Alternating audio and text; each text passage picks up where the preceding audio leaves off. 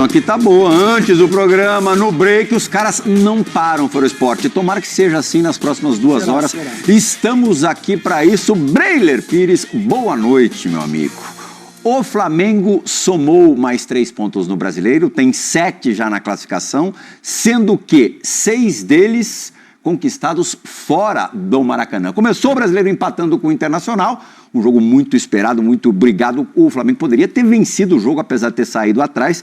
Depois bateu a vitória e hoje, com facilidade demais, bateu o tricolor gaúcho, o Grêmio. É isso, o que você tem a dizer pra gente a respeito de mais uma vitória do Mengão? Boa noite, Plihal, boa noite, companheiros, boa noite também para o Fã de Esportes. Atuação do Flamengo de time que quer ser campeão brasileiro, que tem essa ambição, passeou na arena do Grêmio, o domínio tático, principalmente do Flamengo, né? Foi um jogo inteiro do Flamengo, mas no primeiro tempo, a maneira como controlou a partida foi exemplar. Aí o gol do Arrascaeta, voltando à sua melhor forma, voltando à melhor fase, segundo gol consecutivo pelo Campeonato Brasileiro. E o Flamengo fazendo muito do que o Felipe Luiz faz bem, que é conservar a bola, que é ter uma saída de bola limpa, muita aproximação dos jogadores de meio campo. E aí, Pulgar, De La Cruz, Gerson e Arrascaeta, um meio campo com esse nível, é o que se espera que o Flamengo faça, tenha superioridade. É verdade que o Grêmio está numa fase muito complicada, uma fase em que as atuações deixam muito a desejar. E até hoje, pensando nisso, o Gustavo Quinteiros tentou encorpar mais o meio, mas não funcionou, não conseguiu encontrar o Flamengo por ali. Então teve muito domínio, foi uma vitória merecida. E aí você fala, poderia ter sido mais? Poderia pelo domínio do Flamengo no jogo, muito mais posse de bola, mas na parte final do campo, eu acho que faltou um pouquinho mais de Flamengo. Faltou um pouco mais de objetividade, um pouco mais de ambição do gol. E aí tem faltado na temporada inteira, né? Então é um problema do Flamengo, mas pelo que foi contra o... Tem faltado ambição ou tem faltado poder de finalização? Eficiência. Eficiência. Mas no caso do Flamengo, quando você tem Bruno Henrique, um jogador que sabe finalizar, o Michael, que por mais que seja um jogador de velocidade, já fez muitos gols e também quando corta para o meio, tem potencial. O Flamengo hoje, para mim, a única crítica à atuação do Flamengo foi o preciosismo lá na frente. O Flamengo trocou quase 600 passes na partida. 122 deles no terço final do campo. E quando você troca 122 passes no terço final do campo e finaliza só 8 vezes, é sinal que o time estava com pouca fome, estava com pouco apetite para crescer o placar. É claro que ali, pelo cenário do jogo, amplamente superior, é normal dar uma relaxadinha, é normal ir controlando e cozinhando, mas é algo que o Felipe pode corrigir. O Flamengo que seja um pouco mais direto, um pouco mais objetivo e busque mais o gol, porque teve domínio para isso, para finalizar mais, para chutar mais, e nesse ponto é a única ressalva que eu faço à grande atuação do Flamengo hoje em Porto Alegre.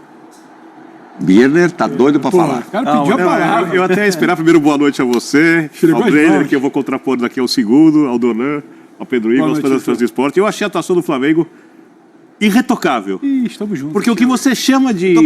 Tô com você, você chama de... O jogo de autocontrole, um jogo... Sobra a você a complacência ou o bom senso que tem faltado ao torcedor rubro-negro. Donan estava me falando que tinha torcedor, a Flá TT é brava. Minoria. Que depois da derrota para o Central Córdoba, tudo bem, uma vergonha, resultado totalmente inesperado, em casa, perder para o Central Córdoba no jogo de Libertadores, o primeiro do Felipe em casa pela Copa Libertadores, dirigindo o Flamengo, foi muito feio. Mas espera aí, depois de 425 jogos invicto, um amigo aqui entrando aqui hoje queria... pedindo a cabeça do Felipe Luiz. Mas sabe crítica, nem leva a sério. Ela é emoção. Na verdade, o cara que fala isso não quer. Ele só fala porque ele tá com raiva e ele tem que criticar alguém, ele arruma o seu culpado e vai lá, pum. Mas o cara foi vaiado no Maracanã depois do jogo. Cara, mas exageraram porque ele poupou, né? Wesley, Pulgar, aí houve a chiadeira, o Gerson principalmente, mas o torcedor minimamente racional sabe que o trabalho do Felipe Luiz... Mas o time que entrou em campo dava pra ganhar. Não dava pra ganhar com o Central Córdoba? Pô, claro que dava. Claro que dava também, né? Eu acho gostado que você sempre parte do princípio que o time que é melhor ganha. Né? E eu não penso futebol desse jeito, porque o futebol sempre mostrou que não funciona assim, apesar da maior parte das vezes os times são técnicos. Por que o futebol toda semana mostra isso pra gente e a gente não aprende? Porque vocês são teimosos, ou quem é assim é teimoso. É simples assim. Muitas outras coisas na vida. Não é só isso aqui. Futebol é só um detalhe. Eu acho que o calendário impede o Flamengo de fazer o jogo alucinante que o Brenner talvez chamasse de retocável, com o jogo à la Jorge Jesus 2019, melhores momentos, massacre, já chamou o Jorge Jesus. chance de gol e tal. Não chama isso não. O Felipe Luiz pensa o futebol de um outro jeito. Tem que entender em quais fontes ele bebeu. E eu acho que a principal é o Simeone. Mas ele cita muito o JJ. Sim, perfeito. Mas eu imagino que ele aprendeu mais para ser técnico com o Simeone do que com o JJ. Até porque ele também teve nível de concorrência de adversários melhores. Porque quando ele foi jogador do JJ, ele jogou no time que era, de longe, o melhor time da América do Sul, tanto taticamente quanto tecnicamente. Quando ele jogou com o Simeone, ele teve que jogar contra o Real Madrid, contra o Barcelona, e ele dificultou muito, ele quase ganhou a Liga dos Campeões, ou seja, ele conseguiu lidar com todas as situações. E o time dele, para mim, basicamente é um time que tem que controlar o jogo, e o time dele controla, tem que levar o jogo do melhor jeito possível, pensando num calendário sem o desgaste físico, porque se ele faz um jogo lá Jorge Jesus, vamos supor que ele conseguisse fazer, ele arrebenta os jogadores, os principais. Mas o meu ponto é que não precisava fazer um jogo Jorge Jesus. Eu não sei por que uma vitória tão tranquila, fora de casa, depois de uma derrota, no meio de semana, inesperada, hoje, se não ganha, eu começar a questionar o Felipe, será que aquela Se não ganha do Grêmio no Sul. Isso. Cara, eu não sei que vírgula o time foi tão seguro e tão dominante, eu posso colocar nessa derrota. Por isso eu estou chamando ela de retocável. Não, mas a minha vírgula não é o Felipe Luiz. Minha vírgula é aos jogadores e, em alguns lances, pecaram pelo preciosismo. Gerson, por exemplo, dentro da área, poderia ter arriscado uma finalização, preferiu pentear. Michael, a mesma coisa. E é algo que se repete no Flamengo, porque tem muito talento, jogadores ótimos ou dribladores, ou com muita capacidade de segurar a bola, e às vezes peca por isso. E não é de o controle no meio campo, na saída de bola, como o Flamengo estava fazendo. Isso, para o plano de jogo, foi perfeito. O meu ponto é, como o Flamengo peca muitas vezes, e até algo que se cobrava muito do Tite, também tinha controle em alguns momentos, e o time não era contundente, o time não era objetivo. E às vezes, muito pontualmente, esse Flamengo do Felipe Luiz flerta com o time do Tite nesse ponto, de ser preciosista. Mas isso não é a característica do jogador? Dos jogadores. Então, o meu ponto é aos jogadores. Os jogadores do Flamengo podem aproveitar essa superioridade. Eu acho que essa questão do preciosismo fica mais condicionada hoje. Eu acho que antes está faltando mais eficiência. O Flamengo tem criado muitas oportunidades, mas às vezes falta eficiência no cara do gol. O debate hoje é que poderia ter sido 4 ou 5. Antes era o debate que não fazia 1. Exatamente. O debate é diferente. Eu tô com o Vitor e eu vou um pouquinho além. O Plihal lembrou que tem sim essa insanidade de querer questionar, não sei a demissão, mas já temos que questionar o trabalho do Felipe Luiz. Né? Você pode questionar, mas você tem que e tudo bem, mas eu acho que o Felipe entende que a atuação do meio de semana é para críticas. Ele senta lá no e sabe disso, nunca negou isso. Só que quando eu olho para hoje, e quando o Flamengo vira institucionalmente, aí não é o que eu acho, que o Birner acha, Plihal, Donan, Brilha, o Flamengo vira e fala que a prioridade é essa aí, é o Campeonato Brasileiro. Ele vai para dentro da arena do Grêmio. Ele escolhe quando ele acelera o jogo. Ele escolhe quando ele segura a marcha. Ele escolhe por onde ele vai passear. Alto nível de controle do jogo. O problema do Flamengo, muito da fase de criação, era quando ele não tinha o Gerson em campo, ou lesionado, ou por ser poupado, ou quando ele não tinha o Arrascaeta ainda voltando de lesão. Você vê hoje o Arrascaeta e o Gerson em campo, a sensação, o recorte que eu fico do jogo, o retrato que eu fico é: se deixar o Arrascaeta em campo com espaço, ele ainda resolve muito. Se deixar o Gerson jogar por dentro, ainda vai resolver muito. O tanto de espaço que o Grêmio cedeu ao Flamengo, justamente onde o jogo não acontecia, e justamente onde Gerson e Arrascaeta fazem o time jogar melhor, né? Entre a linha de meio campo e a linha de zaga. Entre a linha de meio campo e a linha de zaga, e entre o lateral e o zagueiro. Deixou por ali, eles vão brincar de jogar bola. O retrato do torcedor do Flamengo por ali eles ainda resolvem. Para mim, um problema seria: esse time não tem poder de fogo, o Arrascaeta por espaço não está jogando e o Gerson não voltou bem de lesão. Isso seria uma preocupação. Hoje o Flamengo foi dentro da arena do Grêmio. É bom lembrar o que já foi a arena do Grêmio para muitos clubes. Foi para dentro da arena e escolheu quando ele jogaria. Ele começa o jogo atropelando. Aliás, vazia no meio da semana e vazia hoje. Impressionante, né? Aí ele recua. Aí depois ele acelera também de novo no final do primeiro tempo. Aí ele acelera um pouquinho no segundo tempo, 2-0. Não sei se o inteiro vai durar muito, não. E aí eu não acho que exatamente é só por preciosismo. Acho que o Bruno Henrique poderia ter escolhas melhores de finalização. Poderia. Mas também acho que a gente precisa, talvez, pensar que se fosse um Pedro ali não finalizando, acho que a cobrança era outra característica. O preciosismo também não se entende pela facilidade que os jogadores do Flamengo estavam encontrando? A sensação sempre poderia ser 4, 5... 2-0 ali, pô, esse jogo tá resolvido. O Plihal, a gente tem sempre um grau de exigência, uma coisa do tipo, por que não deu show? Por que não fez 4? Por que não fez 5? É difícil pra caramba você manter 70, 80, 90. Por isso que os times inconscientemente dosam no Vamos ouvir, tempo, Felipe? dosam no segundo, vamos lá. Tá começando a... Campo pra ti, tá? A gente viu ali que o Grêmio reclamou de uma mão na bola, né? Ali no lance depois que o Flamengo fez o gol. E eu penso que se tu estivesse em campo como jogador, capitão, como tu fez, tu também reclamaria com o árbitro se fosse teu time adversário. Acredito que o VAR ele tem a função também de ajudar o árbitro dentro de campo. E, infelizmente, a gente não está vendo isso, não só no jogo do Grêmio hoje, mas do Grêmio Palmeiras, semana passada, Cruzeiro Internacional. E a gente viu que os árbitros também foram afastados desses jogos. Te pergunto, a gente está vendo que há uma crise técnica. O que tu pensa sobre essa crise da arbitragem no Brasil?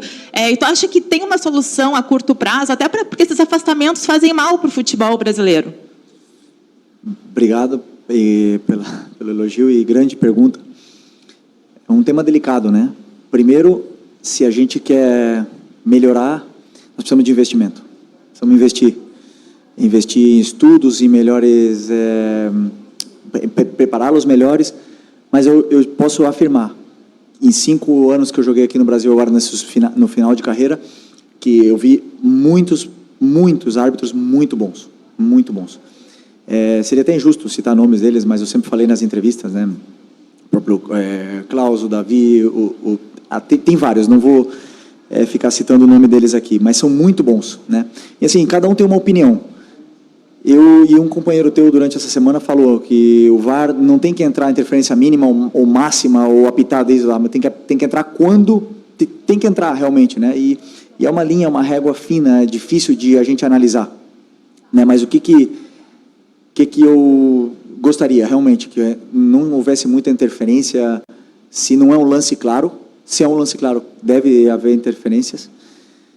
Impedimentos, eu acho que veio para, sim, ajudar muito, porque era muito injusto você perder um jogo com impedimento de 2 metros, e essas coisas vieram para ajudar, e o VAR também veio para ajudar. Precisamos continuar investindo, que eles possam continuar estudando, que eles possam continuar se corrigindo, porque no final das contas é só a experiência e as horas de correção e de trabalho que vão fazer eles chegar à perfeição, mas eu tenho certeza que eles querem se aperfeiçoar ao máximo possível, porque ninguém gosta de ser criticado, de ser afastado, nem nada disso, né? Então,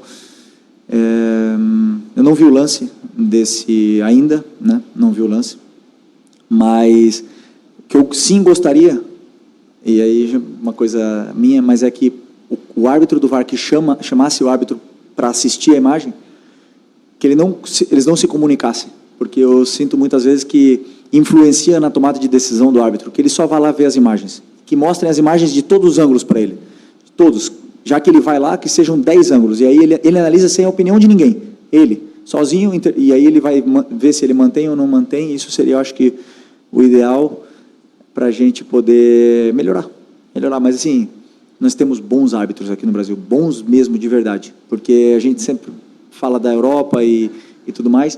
Os únicos, para mim, que são referências são na Premier. Na Espanha tem o mesmo problema, na Itália tem o mesmo problema, então reclamam muitas vezes de barriga cheia, porque eu tenho certeza que esses árbitros se esforçam muito para poder serem tops.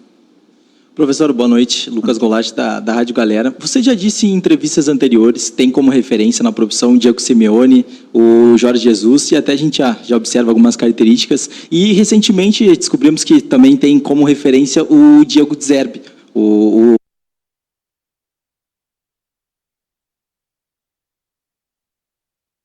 copiar e colocar no nosso modelo, né? Mas o modelo, se eu pudesse resumir, seria pressionar, esse é o primeiro, e depois seria, porque você falou da atração, né?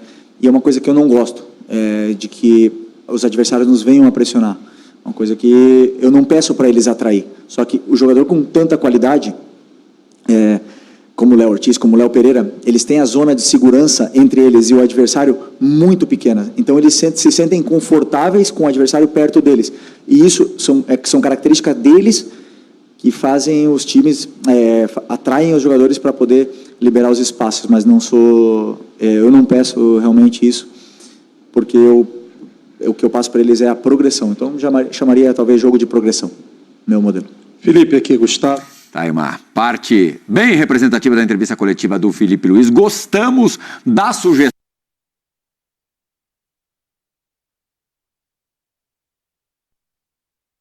Viu já em outros ângulos, a bola desviou mesmo no Wesley. De fato, o Fernando Seabra estava começando sua trajetória como treinador.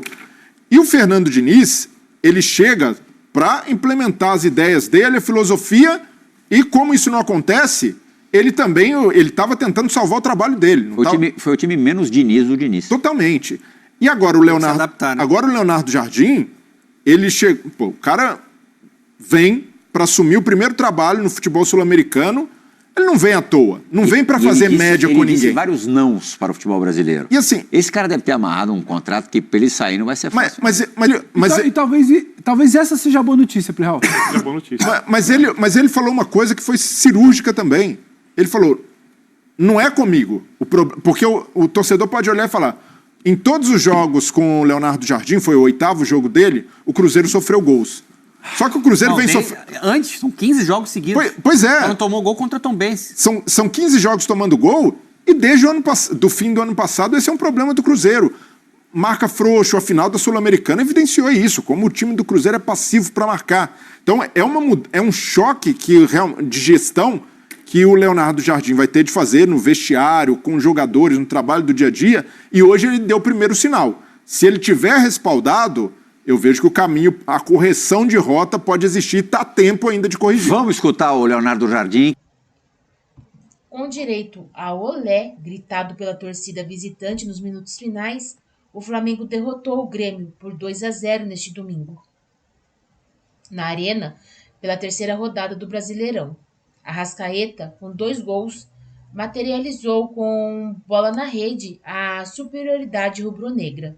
Os vitoriosos chegaram aos 7 pontos e à segunda posição do campeonato.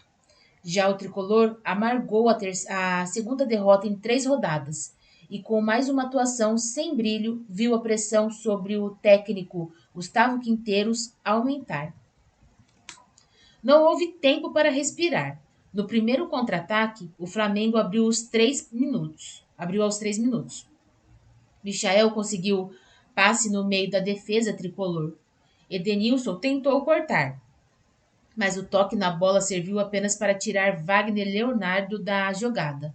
Arrascaeta entrou na área sem marcação, driblou Thiago Volpi e calou aos poucos mais de 20 mil gremistas presentes.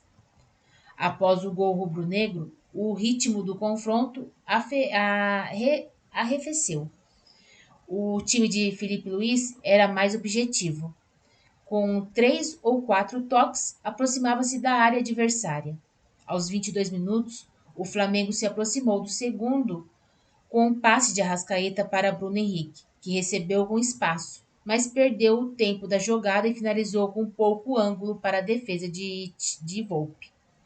Já o Grêmio, ao contrário do rival, era lento nos ataques, e quando levou alguma preocupação para a zaga flamenguista, foi por tentativas individuais de Bright White. Foi em uma tentativa de drible do dinamarquês que a bola teria batido no braço de Gerson. Jogadores e torcida gremistas pediram pênalti, não marcado, e ficaram na bronca com a arbitragem. A formação proposta por Quinteiros, com Pavon pela direita, Edenilson por dentro e Cristaldo pela esquerda, fracassou. Ainda na primeira etapa, o treinador tentou corrigir ao inverter o lado de Pavon, colocar Edenilson na ponta e Cristaldo no meio, mas não houve efetividade. Pressionada em desvantagem e diante da sua torcida, a equipe de Gustavo Quinteiros até tentou assumir as rédeas da partida. Ameaçou com 2 chutes de Pavon de fora da área, mas sem sucesso. Enquanto os donos da casa tinham dificuldades na troca de passes, o Flamengo manteve tranquilidade. Com toques rápidos e precisos, chegou ao segundo gol aos 21 minutos.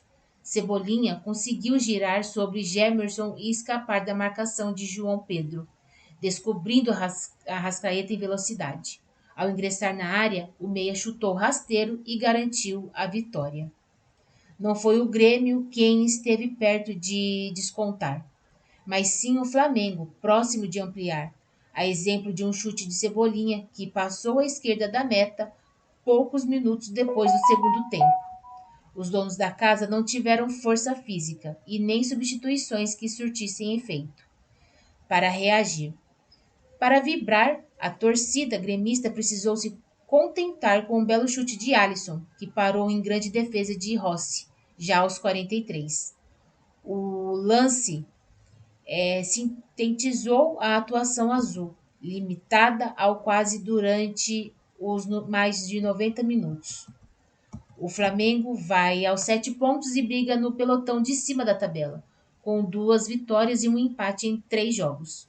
O Grêmio cai para a 13ª posição, estacionado nos 3 pontos, e pode acabar a rodada mais abaixo.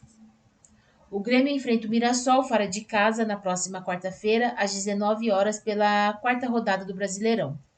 Será o último jogo antes do Grenal no sábado, às 21 horas. Já o Flamengo recebe o Juventude, também na quarta, às 21h30, e também tem clássico no sábado. O Vasco às 18h30 no Maracanã.